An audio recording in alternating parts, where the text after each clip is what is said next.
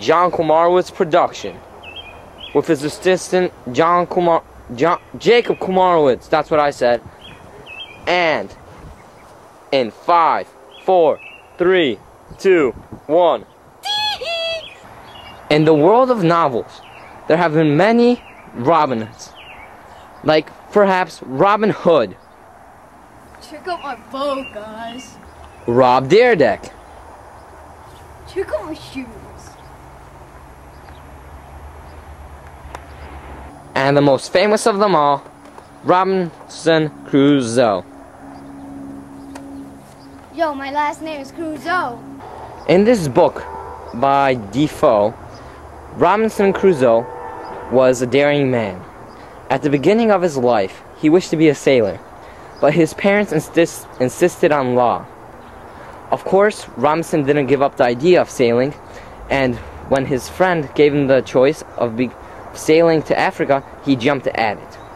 So with time, on the African coast, he became a sugarcane plantation.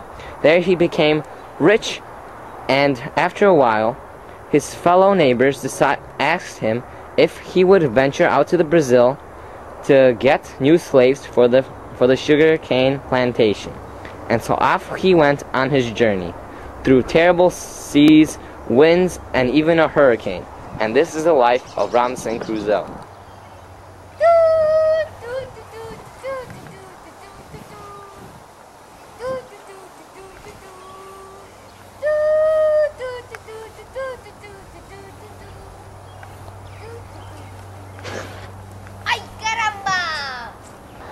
On the 48th day of his adventure, a wild hurricane struck, and this is what happened.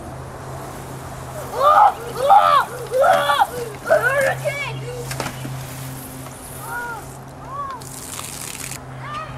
He was at the mercy of the ocean. He had no way to go. And in about an hour, his lifeless body was on the shore of an island in the middle of nowhere.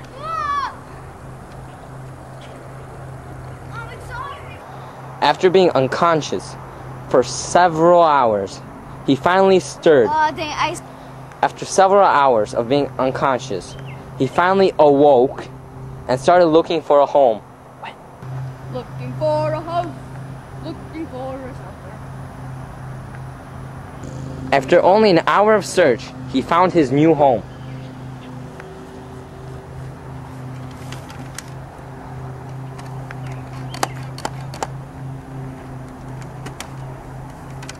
Not what you really call home. Welcome MTV, welcome to my crib. First, the living room. The sweet details, man. Wood. I paid a lot of money for this.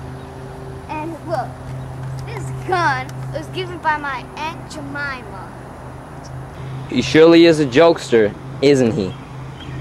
Although being here for only 12 hours, Robinson was truly hungry, so he looked for food.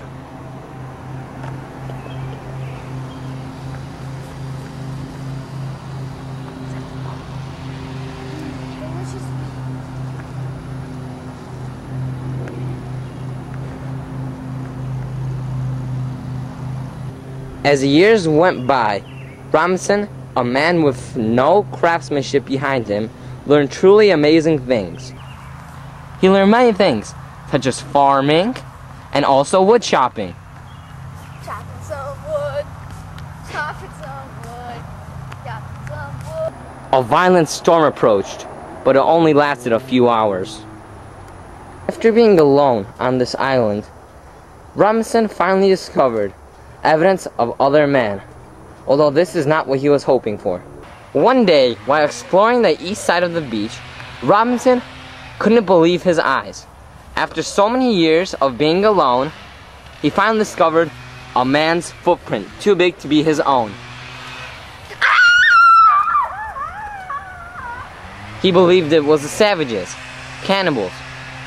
He found the remains of a fire, with bones, flesh, and blood. And that was the beginning of his frightening adventure.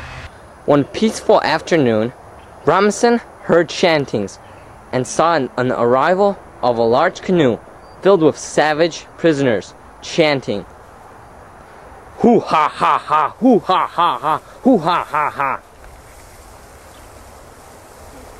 Robinson was terrified of what he saw.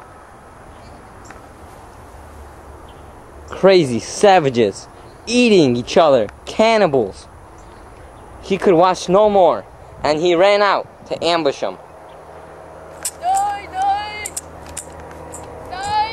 They screamed in terror and left one of the prisoners. The remaining prisoner was very scared. However, Robinson rushed over and said,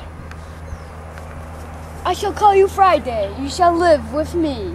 After 27 years of living together, a band of pirates afloated.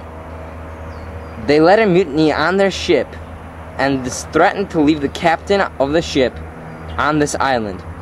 Robinson jumped at the idea of helping them and taking the ship and sailing back all the way to Britain. "Arg, you dirty scallywag! We shall leave you on this island for being such a bad pirate." "No, take me with you!" While exploring the island for fresh water, Robinson rushed over to the captain with Friday and talked to him. "Hello, Captain. Are you all right? They will leave me here." "Oh." Robinson decided to lead a well-thought-out plot to regain the command of the ship. Together with Friday and the captain, they reached the crew of the mutiny ship and hijacked the ship all the way to Britain. After 27 years of being stuck on this dreadful island, Robinson was finally able to leave this island.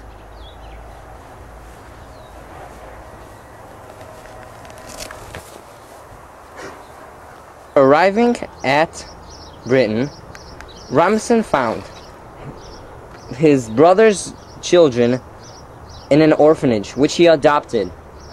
After a year or so, Robinson became tired of the land, and with his nephew's pleadings, he again set out for an adventure to the Ivory Coast of Africa.